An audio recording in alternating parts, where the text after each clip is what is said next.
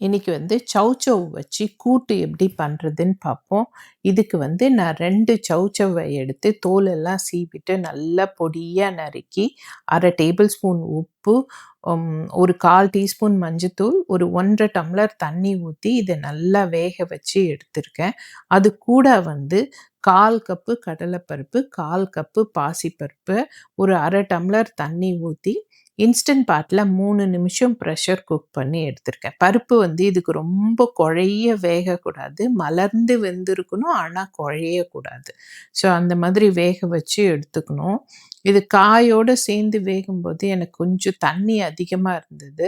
So அந்த மாரி இருந்ததுன்னா, அந்த தண்ணிய வடிச்சு எடுத்துடலாம். ஏன்னா இந்த கூட்டு கொஞ்சம் திக்கா இருந்தா தான் நல்லாருக்கும். ஸோ இந்த தண்ணிய நான் தேங்காய் அரைக்கிறதுக்கு யூஸ் பண்ணிட்டேன்.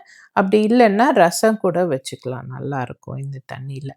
ஸோ இப்ப இது நல்லா மலர்ந்து வெந்த அப்புறம் தேங்காய் 3/4 கப்பு தேங்காய், 2 பச்சை மிளகாய், ஒரு 8 பாதாம் பருப்பு, 1 டேபிள் ஸ்பூன் ஜீரகம் போட்டு அத அரைச்சு இதில ஊத்தி கலந்துடணும். இந்த தேங்காய் கலவை போட்ட அப்புறம் இது ரொம்ப நேரம் கொதிக்கக்கூடாது.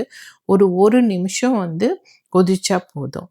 இது கொதிச்ச உடனே உப்புலாம் இருக்கான்னு சரியா இருக்கான்னு பார்த்துடுவோம். இந்த டைம்ல எனக்கு உப்பு கொஞ்சம் குறைஞ்சது. நான் ஒரு 1/4 டீஸ்பூன் உப்பு போட்டு கொதிக்க வச்சு கொதிக்க வச்சுட்டேன். அதுக்கப்புறம் இதுக்கு தாளிக்கிறதுக்கு தேங்காய் எண்ணெயில தான் தாளிச்சா நல்லாருக்கும்.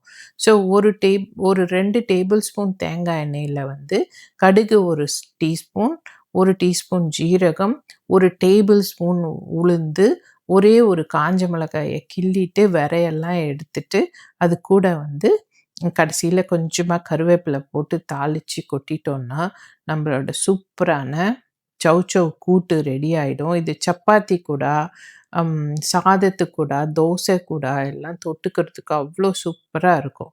அவ்வளோதான் நம்மளோட சௌசௌ கூட்டு ரெடி.